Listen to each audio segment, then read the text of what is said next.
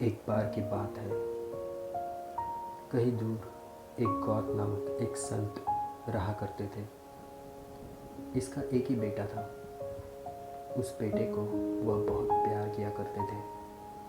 जितना वह अपने बेटे से प्यार करते थे, उतना ही उनका बेटा उनसे प्यार किया करता था।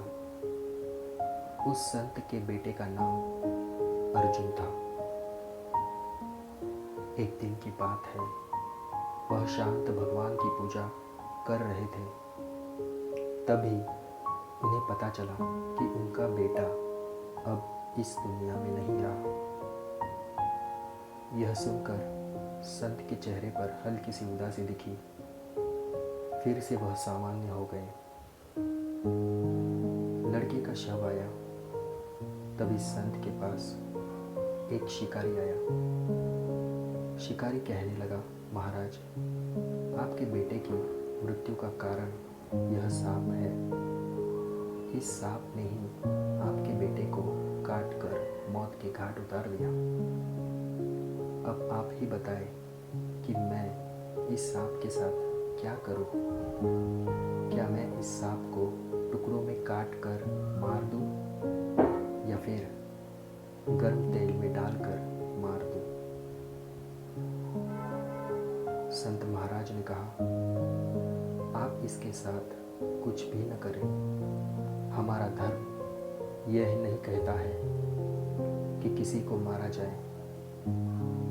अब इसको मार देने के बाद भी मेरा बेटा जीवित नहीं हो सकता है, तो फिर इसे क्यों मारा जाए? इसको जो अच्छा लगा उसने वह किया। संत और शिकारी की बात को सुनकर सांप भी इंसान की भाषा में बोल उठा। सांप ने कहा, महाराज, आपके बेटे की मौत का कारण मैं नहीं हूँ, बल्कि मृत्यु के देवता ने ही मुझे बढ़ावा दिया कि मैं आपके बेटे को डस लूँ, और मैंने आपके बेटे को डस लिया।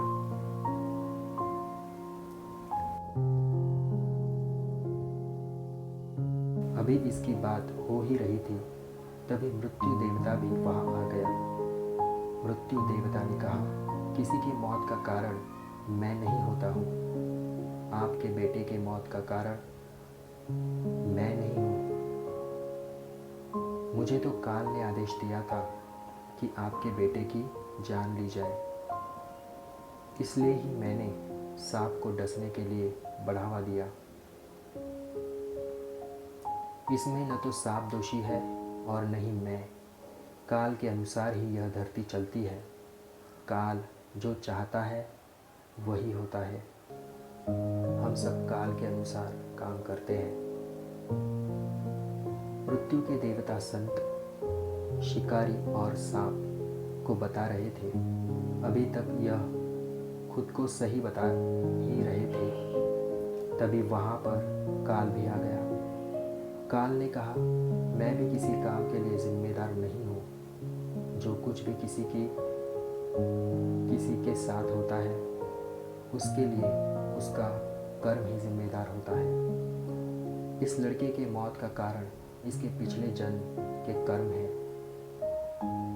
जो भी जैसा कर्म करता है, उसको वैसा ही जन्म और मृत्यु मिलती है। इस कहानी से हमें ज्ञान मिलता है कि हमें हमेशा अच्छे कर्म करने चाहिए। अगर किसी काम को करके हम किसी को दुख देते हैं, तो कोई ऐसा भी होगा जो कुछ ऐसा काम करेगा जिससे हमें दुख होगा। वही अगर हम कोई काम करके किसी को खुश करते हैं, तो कोई ऐसा भी होगा जो कुछ ऐसा काम करेगा जिससे हमें खुशी मिलेगी। धन्यवाद।